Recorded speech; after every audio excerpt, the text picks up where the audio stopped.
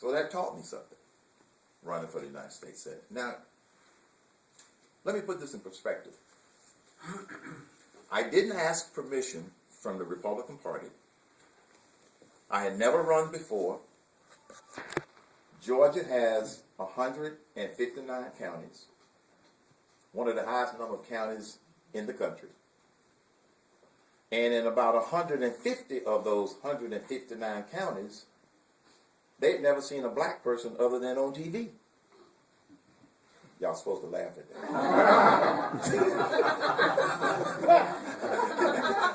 I'm not overly sensitive to the talk of color, okay? Some people were looking at me like, are we supposed to laugh or what?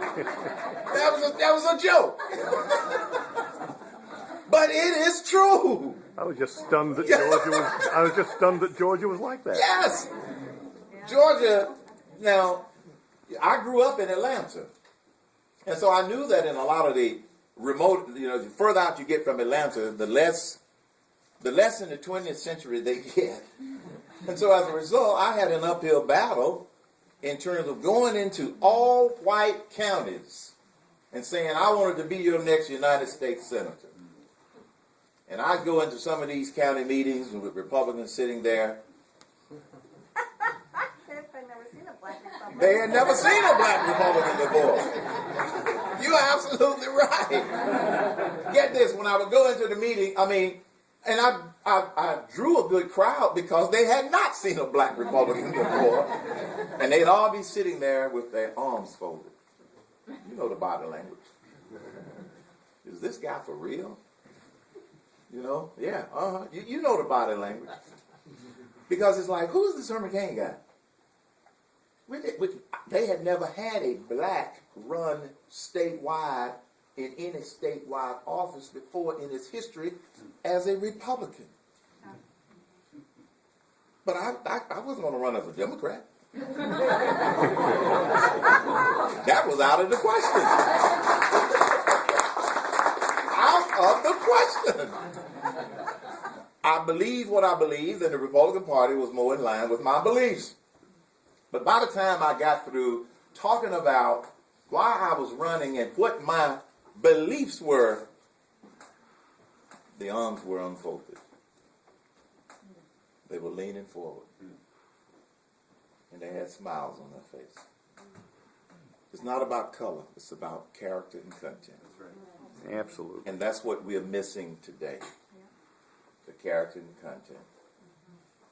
And after that experience, I learned a lot. And then I had another unfolding experience. When I first looked at my granddaughter's face and wondered, what do I do to make this a better world? I didn't know what the answer was. And then in 2006, I was diagnosed with stage 4 cancer. I had cancer in my colon and my liver. And I had a 30% chance of survival. I had to go through chemotherapy, double surgery, meaning one surgery, but they removed 30% of my colon, 70% of my liver. John, did you know that the liver is the only organ that grows back? I didn't learn that in biology. I did not know that. Because when my surgeon said, well, I'm going to have to take out 70% of your liver, I said, 70? Can you live off of a sliver of liver? He said, yes. I never knew that. But he was one of the best liver surgeons in the world. I did it at the MD Anderson Cancer Center.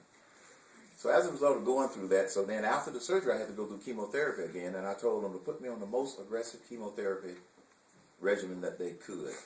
I knew it was going to be tough, it wasn't going to be easy. So for 5 years now, I've been totally cancer-free, no signs whatsoever.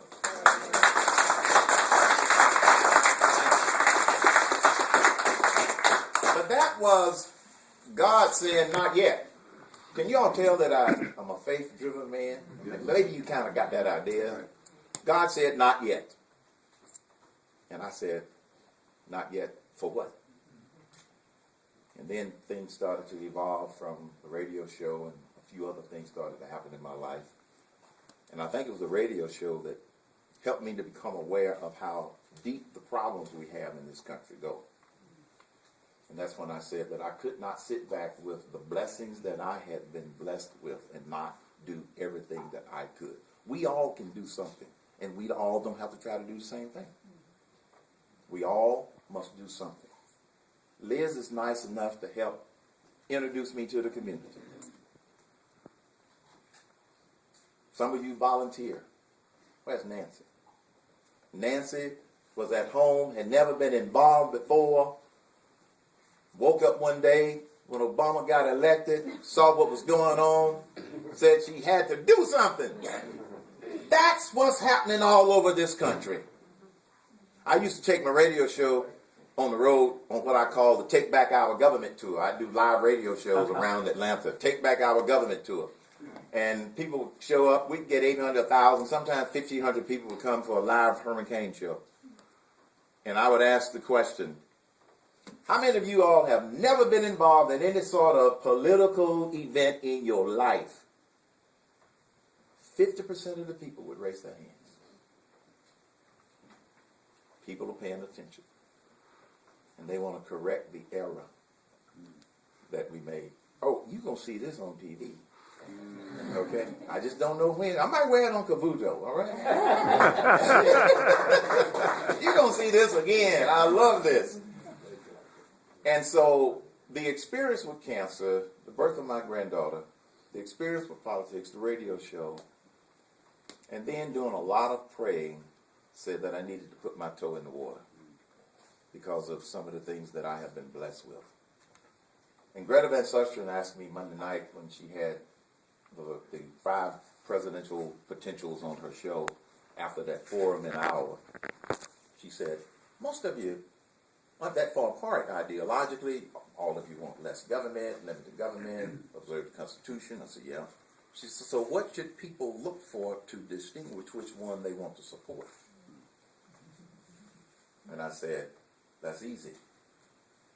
The L word, leadership. You have to decide which candidate not only best represent what you believe, but who you believe will be the strongest leader, because that's what we need. The strongest leader. If it's not me, I hope you pick somebody stronger than me. Because this is going to be one of the most critical elections in our history. And it's not about us. It's about the kids and the grandkids. I'm glad to see so many young people here. It's about the kids and the grandkids. It's about the kids and the grandkids. That's what this fight is about. And I am eternally optimistic that we can do this. The liberals want you to believe that we can't do it. Well, November 2nd was the first installment. November 2012 will be installments 2 and 3 when we take back the Senate and the White House. And I firmly believe that we can do this. I really do. Or I wouldn't be out here sticking my toe in the water. Like I told somebody earlier, Chris, we are beyond sticking the toe in the water. Just to give you a hint, the water's all the way up to my back. If you know what I mean. And you're swimming good. And I'm not looking back for the shoreline. I'm looking.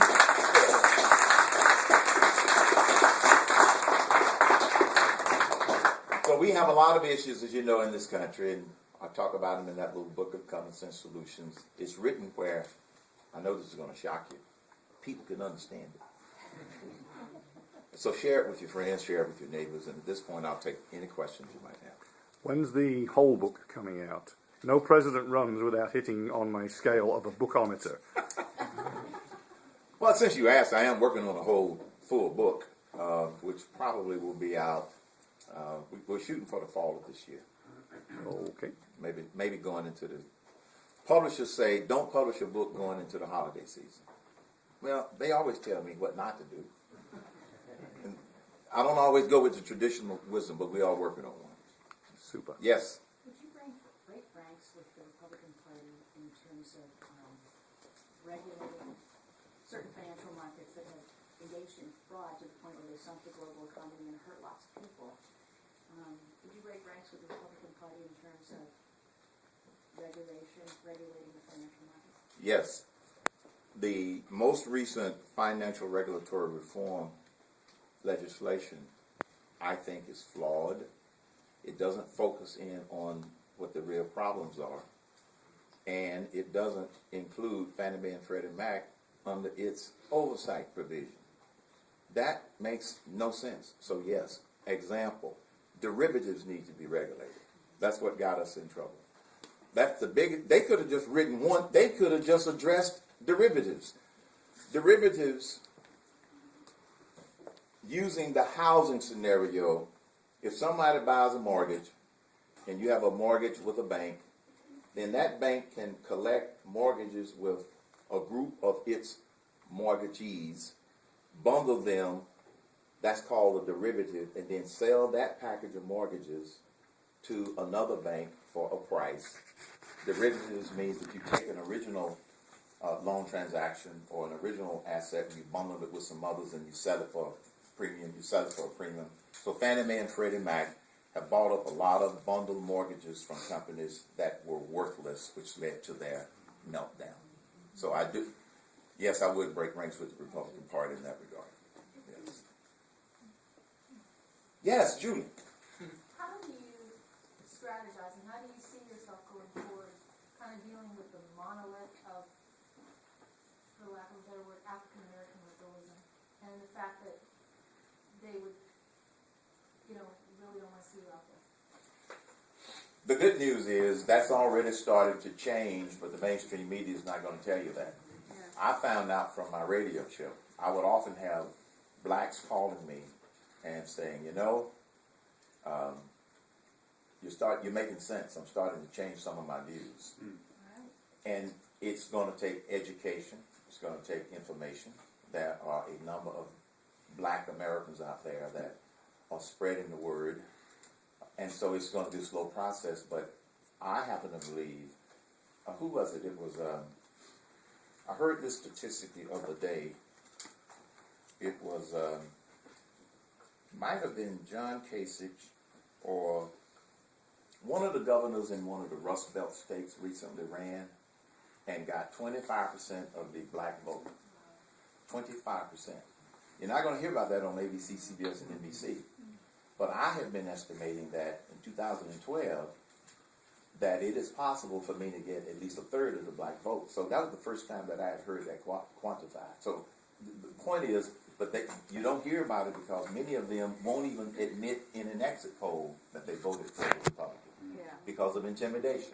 Right. So anecdotally, my sense is it is changing, but you're not going to find it in a poll because if a conservative who happens to be black gets somebody to call and they start asking questions, they're very leery as to what's the source of that.